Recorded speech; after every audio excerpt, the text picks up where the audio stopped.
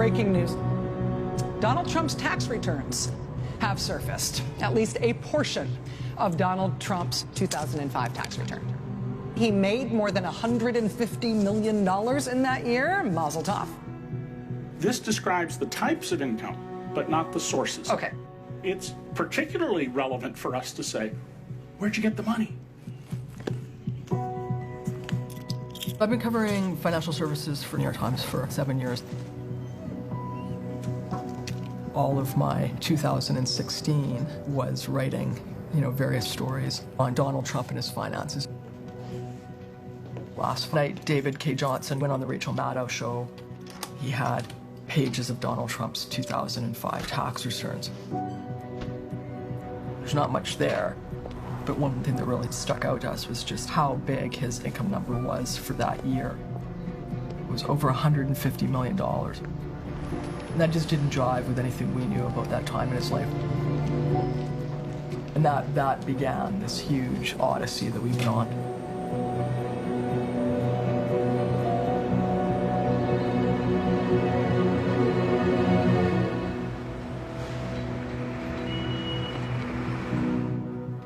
We came in and got a group together that included David and Russ.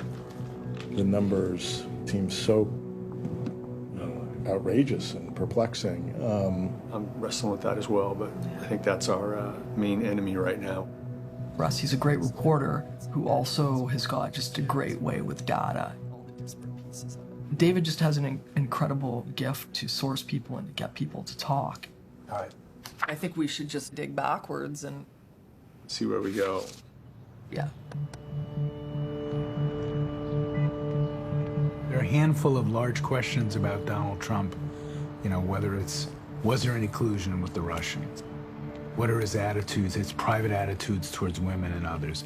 One of the biggest is, how wealthy is he, and how did he acquire his wealth?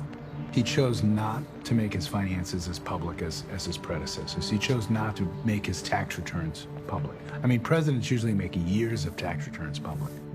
It just made us all feel uncomfortable as journalists that a president of the United States would serve with us knowing so little about his finances. I mean, he became president, I think, in large part through a very simple idea. Donald Trump, self-made billionaire. And so we're trying to peel back some really big layers on a very important figure in the history of our country. We started looking at the 2005 tax return and trying to understand what was there just from the 3 pages that we had. People are talking about where his money is coming from, and everybody's like, Russia, Russia, Russia, Russia. First of all, we just wanted to focus on money from his father. People, I don't think, are just aware of how much money came to him. You're a star, Mr. Trump, and you're a businessman. I have here a collection of some of your quotes. Trump, there is no one my age who has accomplished more. Everyone can't be the best. I'll tell you this, I kind of, after reading your book, I kind of like your father better than you. He's a nice guy. You have good taste? He's a good guy. This is Fred Trump. He built middle-income housing in Queens and Brooklyn. Mm-hmm. And little Donald would go along and rummage around the construction sites. I must say, there is some personal information in here. Not a lot, but Try to, leave it out as much as possible. Well, that's getting more and more difficult. Right? If you're going to be worth $1 billion, you got to start answering some questions here. As we started to dig into what the possible sources of revenue were, that huge number that we saw, Donald Trump's taxes, we realized that a big portion of that was likely proceeds from the sale of his father's empire. Fred Trump died in 1999, and in 2004, Donald Trump and his siblings sold almost all of Fred Trump's empire. The only story that had been done on it had the price for $600 and some million.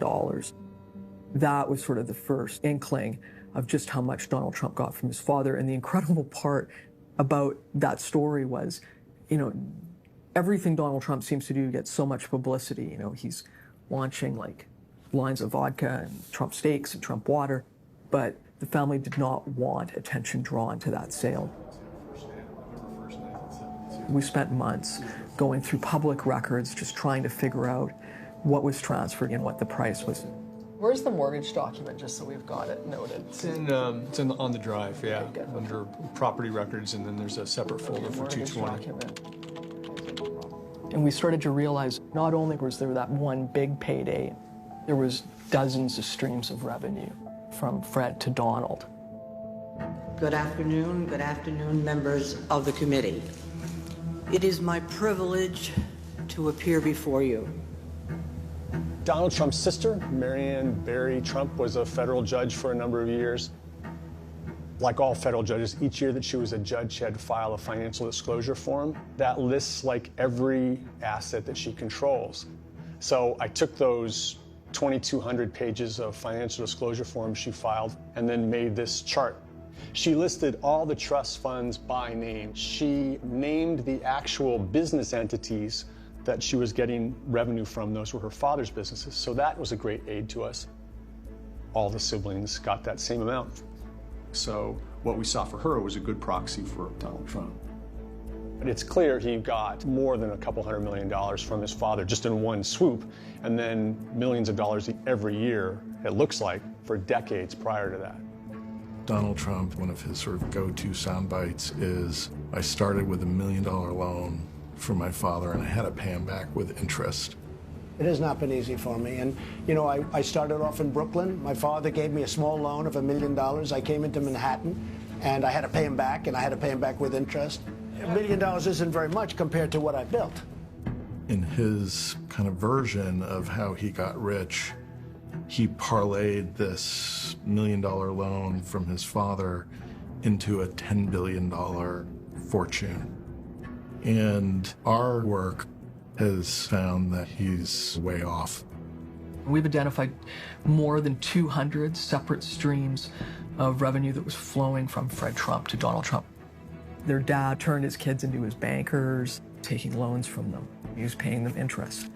So we started to unwind all these things, and it was nuts.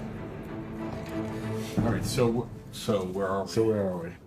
The bottom line, in today's dollars, we've tracked $402 million from Fred to Donald. The flow and transfer of wealth was constant and substantial throughout Donald's life.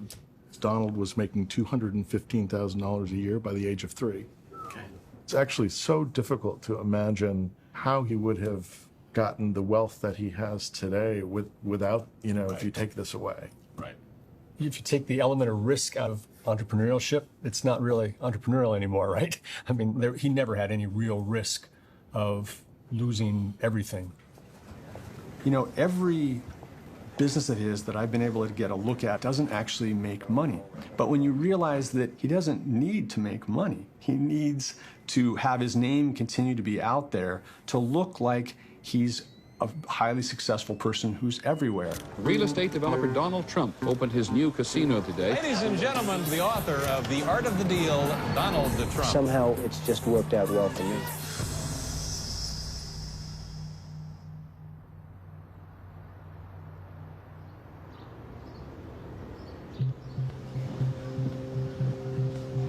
We were moving forward to publishing a story, but we all knew we needed a fact-checking to stress test everything we had. I went out and got the full will of Fred Trump. We found these buildings that Fred transferred to his children. And that's when we started to realize that there was all these other things going on. Just a second, we talk? I'm saying, I want to talk. Our story has morphed. Since the last time we talked? Yes. Okay. And it's this basic question of how they valued their dad's estate. And here's like the remarkable sort of bottom line thing that we've discovered. They put a value of $13.6 million on a whole bunch of apartment buildings that, in fact, we believe were worth $244 million. What that means is, as opposed to the $9 million in estate taxes, They would have paid $173 million. Jesus. This is Tyson's Park Apartments, which were sold for $46 million. Look what happens when they're asked to put a value. No value. Right. Literally? Literally. They didn't no fill in the value. line. No, they didn't fill in the line. And it's not like a whiteout situation Yeah. here. It's like if they just didn't fill in a line. We have no explanation for that. It's really bizarre. Who was the executor of his estate? The executor of Fred Trump's estate and the Trump kids. So the president, Robert, Marianne. They all signed it. Like, these numbers are so crazy. We're just Right. trying to, I mean, it's almost like, what are we missing? What don't we understand? I mean, we've Is there already some- gone to experts. And what Yes, do we have. experts say? They've said that it's major red flags, that they can't explain it, and it's very troubling. We've had a lot of really strong language that this is like not, it doesn't add up. This is a big story. It's a really big story on a big subject. And it will, I think, reshape the portrait of the President of the United States. I mean, we have information that no one else has. That's our business, right? I mean, so we want people to know it. And the sooner the better.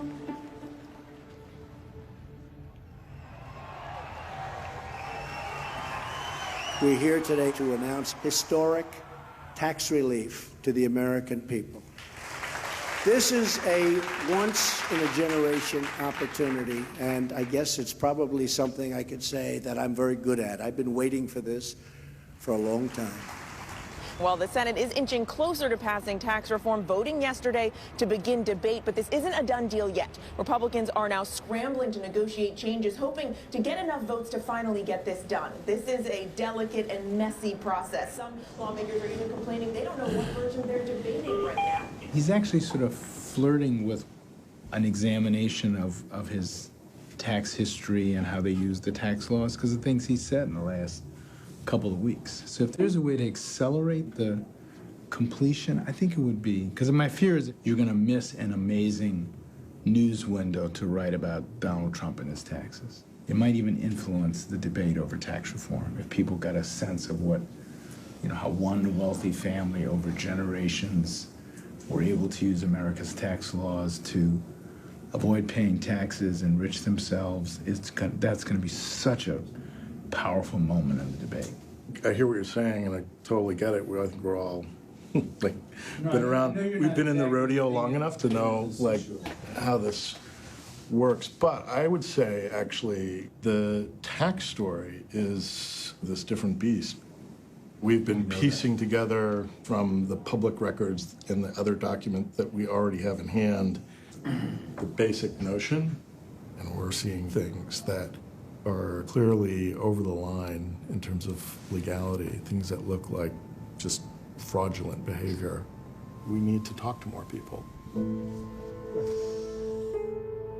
We identified a list of people that we felt, be they accountants or, you know, relatives or people at the IRS that could have these documents. And the editors were looking at us going, that sounds just crazy. It's not going to work. And I mean, it was kind of like, there's no way it's going to happen. These stories can be frustrating. There's no question that this has gone on for a long time. But we stake the reputation of the paper, ourselves, and the rest of the media on big stories. You just want to get it right.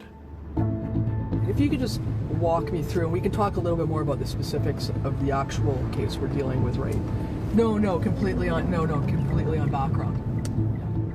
These were approaches that took weeks of work to prepare for, and second approaches that took weeks of work to prepare for. We started knocking on doors.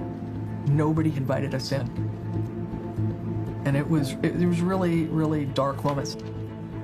You know, it feels like you're kind of casting around the dark.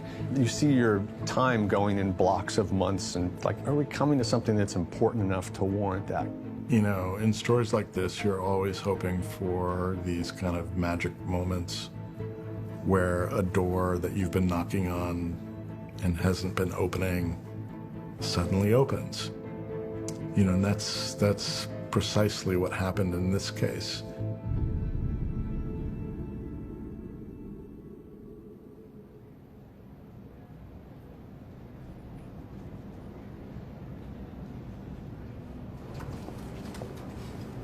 It was just this Alice in Wonderland moment where we got these documents. We didn't want anybody to see this stuff. So we had them set up a room, and only the three of us have access to the room.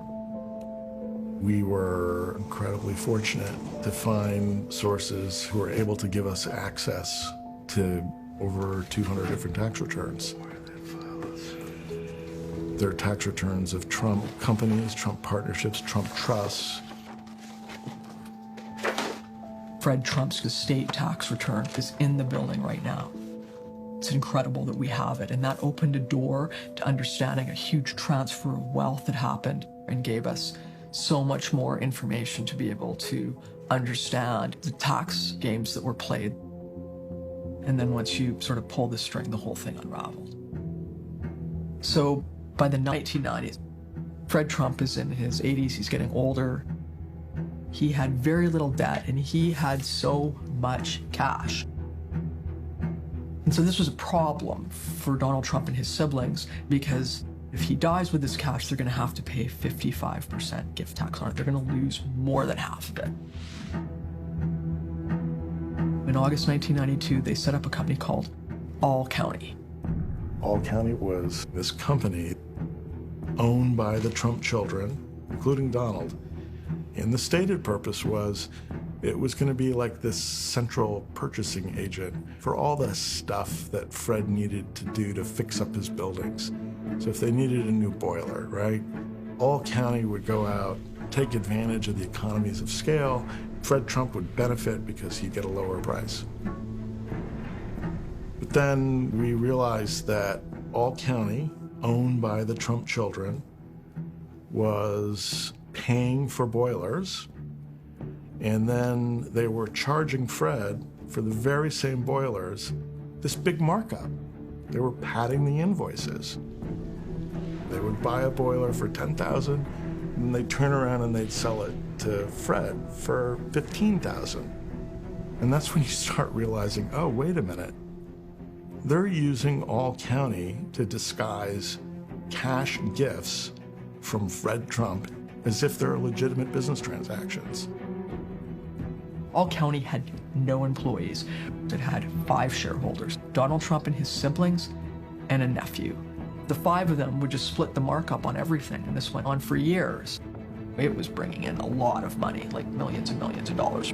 This is a fascinating vehicle that was kind of concocted by the Trumps in order to suck millions of dollars of cash out of Fred Trump's empire and into their pockets in a way that evaded the 55% gift tax.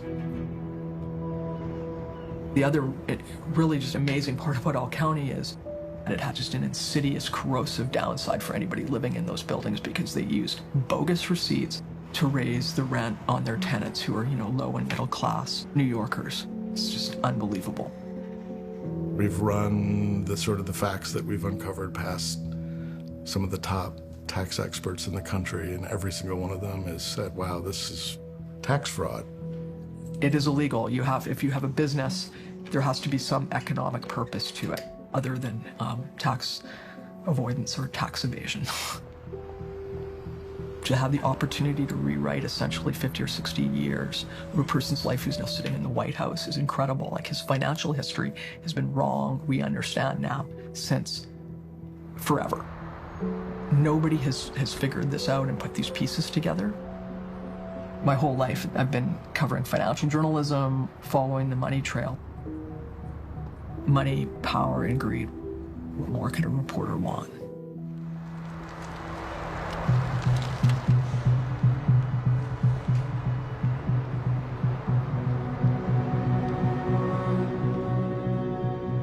Since early September, we've been reaching out to Donald Trump and his family, hoping that they would engage us.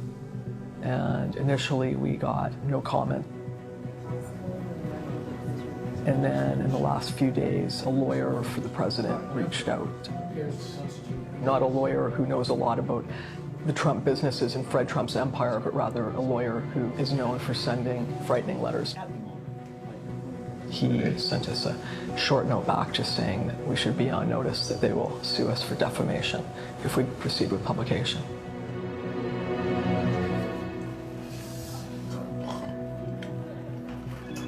What time did you guys wake up this morning? I didn't really sleep. Largely due to the quality of the documentation we have, we're going to proceed with confidence. But whether people are going to care, you never know kind of how that's going to go until you hit the button. Okay. Let's do it. Rock and roll.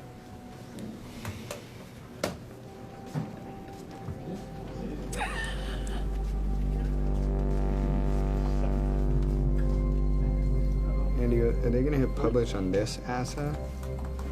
I feel like I'm getting married or something here. Or indicted, I'm not sure which. Is this where the FBI comes in? Alright, it's all queued up. What? This one? Which one?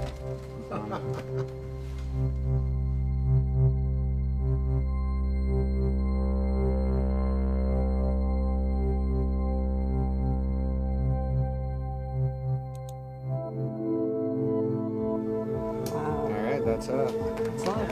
Okay.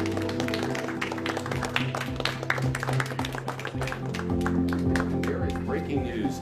The New York Times has just published what appears to be an exhaustive article on President Trump. It paints a detailed picture of how the president used potentially illegal tax schemes. A report that dramatically challenges Trump's carefully crafted image as a self-made billionaire. Sue, congrats. It's not. Look at that. So this is just from Twitter. It's not. Wow.